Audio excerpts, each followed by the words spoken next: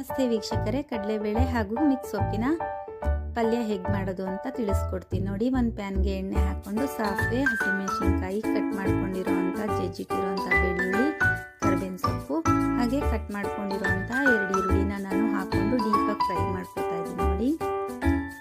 ಅದಾದ ನಂತರ 2 ಟೊಮೊಟೊನ ಕೂಡ ಇಲ್ಲಿ ಸೇರಿಸ್ತಾ ಇದ್ದೀನಿ. ಇದನ್ನು ಕೂಡ ನಾನು ನೀಟಾಗಿ ಫ್ರೈ ಮಾಡ್ಕೊತೀನಿ. 1 ಸ್ಪೂನಷ್ಟು ಉಪ್ಪನ್ನ ಕೂಡ ಇಲ್ಲಿ ಸೇರಿಸ್ತಾ ಇದ್ದೀನಿ. ಹಾಗೆ 1 ಚಿಟಿಕೆಯಷ್ಟು ಅರಿಶಿನ ಪೌಡರ್ನ ಕೂಡ ಹಾಕೋತಾ ಇದ್ದೀನಿ.